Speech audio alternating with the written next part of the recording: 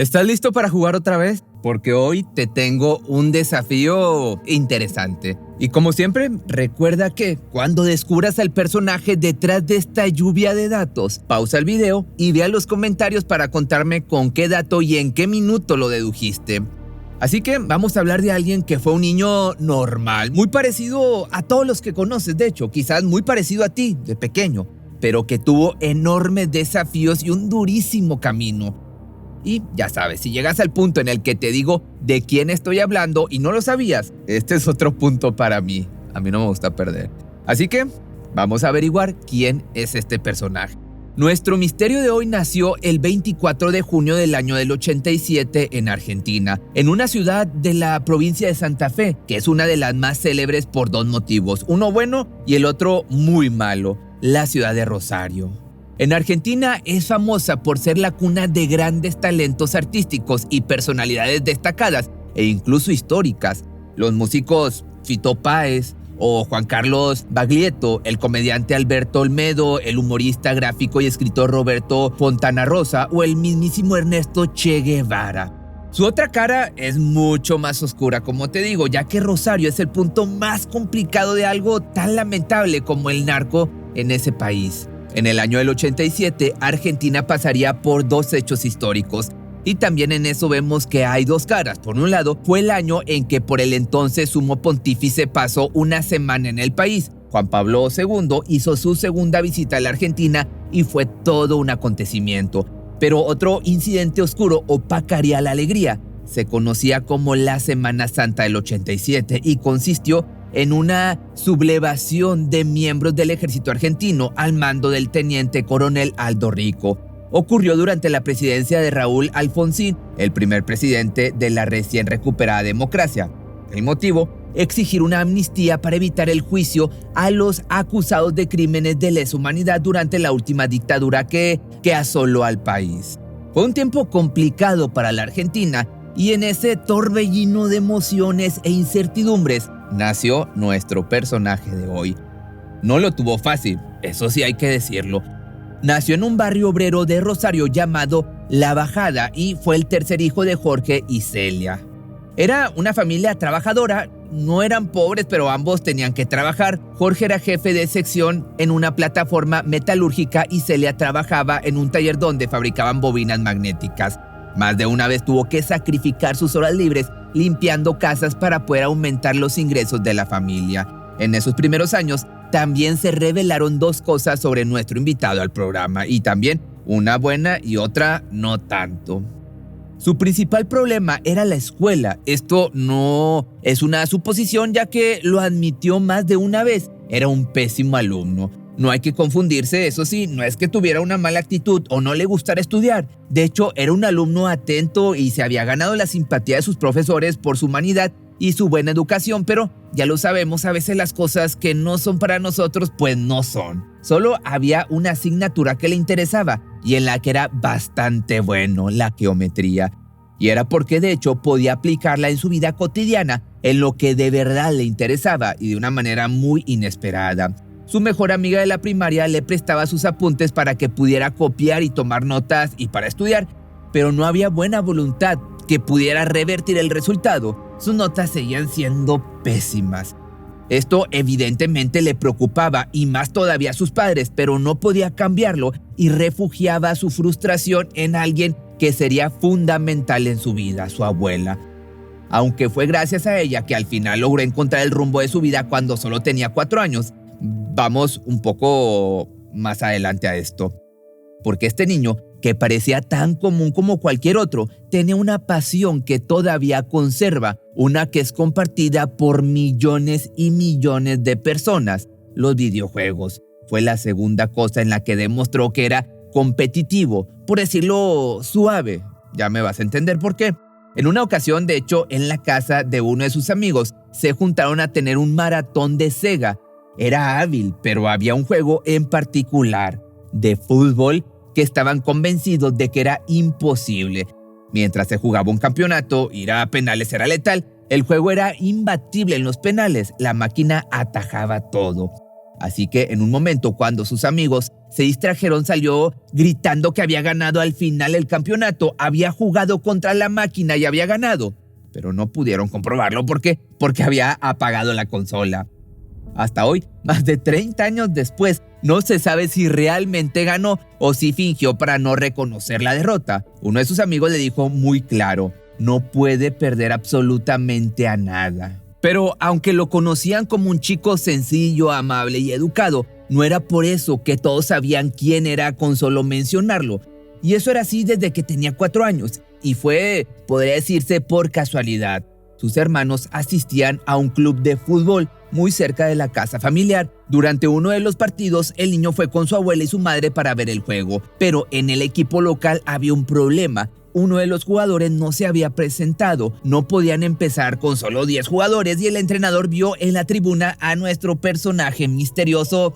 O bueno, ya no es tan misterioso. Con solo 4 años pateaba un balón en la tribuna. Así que el entrenador no sabía qué hacer. De esta manera se acercó al niño y miró a las mujeres que estaban con él. Dudando, preguntó si el chico no quería jugar. Era muy pequeñito. A la madre no le gustó la idea. No, nunca ha jugado un partido.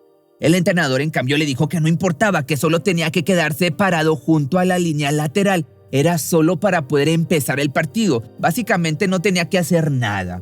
Su madre dudaba, pero su abuela decidió por todos. Déjalo jugar, fue lo que dijo la abuela, y el pequeñito se puso una camiseta que le quedaba enorme. La primera pelota que fue hacia él le pasó por el lado derecho, pero él no se movió. La siguió con la vista y se quedó en el lugar que le habían asignado. Hizo lo que le habían dicho, o sea, nada. El partido siguió y minutos más tarde la pelota volvió a dirigirse hacia el chico, pero esta vez hacia su izquierda. Entonces pisó la pelota y levantó la vista hacia el campo y salió corriendo. No pudieron pararlo hasta que llegó al área chica. El entrenador Salvador Aparicio no paraba de gritarle que rematara, pero era demasiado pequeñito y no tenía la fuerza necesaria. Pero tenía otra cosa: no podía perder absolutamente nada. Te pregunto, ¿ya sabes quién es nuestro personaje misterioso? La verdad es que me sorprendería que me dijeras que no, pero igual vamos a continuar. Desde ese momento comenzó a jugar como titular y demostró que estaba ahí para jugar, pero no se lo tomaba como un juego. Lo normal era que anotara 6 o 7 goles por partido. Para su primer entrenador era sobrenatural. Pronto comenzó a jugar contra adversarios de la Liga Juvenil, pero seguía siendo pequeño para su edad. Por eso lo llamaban la Pulga. La Pulga, Lionel Andrés Messi. En su país, ahora simplemente el capitán. Como ya te conté, la escuela no era lo suyo, pero cuando iba a clases lo hacía pateando la pelota, y en los recreos y cuando lo mandaban al almacén, todo el día, todos los días. Y la geometría, la base para leer las jugadas en el campo, lo acompañaron siempre. Pero tengamos esto en cuenta, hablamos de un Leo Messi en un barrio humilde, con sus cosas de chico y unos padres que ponían su futuro ante todo, pero siempre con expectativas realistas. Y sucederían 2 cosas que harían tambalear a la familia. Leo, con 10 años, ya había fichado para la liga infantil del Newell's, pero un golpe lo marcaría para siempre en el año del 98. Celia, su abuela, lamentablemente perdió la vida. Ya desde antes padecía de la enfermedad del Alzheimer. Y de ese hecho surge una de las anécdotas que lo hacen uno de los deportistas más queridos en la actualidad, más allá de su habilidad. Con apenas 10 años, convenció a Diego Vallejos, su mejor amigo de la infancia, para que lo acompañara a tomar un autobús hasta Villa Gobernador Gálvez, donde estaba el cementerio donde reposaba su abuela Celia. Apenas conocía el mundo 4 calles alrededor de su barrio, pero se fueron a otra ciudad, a 20 kilómetros, y para peor se bajaron en una parada equivocada. Por suerte, Diego tenía un tío que vivía en la zona y lo conocía un poco este lugar. Después, así de vagar, perdidos, dieron con el cementerio. Imagínense, ponte en ese lugar. 2 niños de 10 años caminando solos en una ciudad desconocida, ajenos a los peligros y a la inseguridad. Y todo porque uno de ellos, que llegaría a ser uno de los hombres más reconocidos del mundo, extrañaba a su abuela. Lo común en el barrio en el que vivían, y seguramente también en el tuyo, era que las madres salieran a la puerta de casa y llamaran a gritos a sus hijos para ir al mercado o no sé, a cenar a cualquier lado. Pero esa tarde, ese ritual tan cotidiano se volvió el comienzo de una pesadilla. Leonel y Diego no contestaban. No estaban por ninguna parte, nadie los había visto. Fueron 2 horas de desaparición. Finalmente regresaron tarde conversando y pateando latas por la calle. Nunca imaginaron que todo el barrio estaban buscándolos, desesperados. Estuvieron castigados por un tiempo, pero cuando supieron el motivo de la huida, no pudieron ser muy duros. También el otro golpe ocurrió cuando a sus 11 años, Leonel fue diagnosticado con una alteración de las hormonas de crecimiento. Ya desde tiempo atrás, los padres de la pulga estaban preocupados porque su crecimiento parecía haberse detenido. Los exámenes confirmaron una disfunción hormonal que retrasaba el crecimiento de los huesos. Podía ser el fin de su carrera como futbolista que recién estaba empezando. Así el tratamiento estaba, económicamente hablando, mucho más allá de lo que sus padres podían pagar. Pero el mismo deporte que ocupaba su cuerpo y su mente las 24 horas del día vino en su ayuda, y es que sus padres solicitaron la contribución de clubes y fundaciones deportivas y viajaron a España.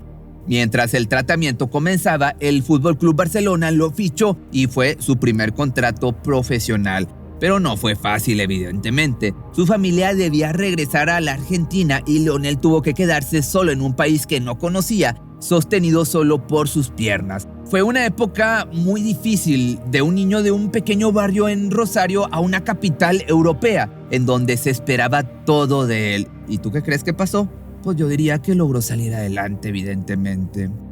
Y ya no te cuento más porque, bueno, es difícil encontrar a alguien que no sepa más o menos cómo siguió la vida del que, para una gran mayoría, es el mejor futbolista de la historia. Pero como habrás visto a lo largo del video, la vida de Messi siempre tuvo 2 signos, el talento y la enfermedad. Todo para dar en la cancha y poco para dar en la escuela. La felicidad de un futuro grandioso y la pérdida de los seres queridos. Y tal vez pueda resumírtelo de esta forma. En el barrio La Bajada, donde nació, en una pared hay un graffiti. Habla de él, por supuesto, y resume todo lo que te he querido transmitir en este video. Con los colores del club Newell's Old Boys, el primero que lo recibió dice, de otra galaxia y de mi barrio. Pero antes de que terminemos este video, dime en qué minuto del video supiste de quién estaba hablando.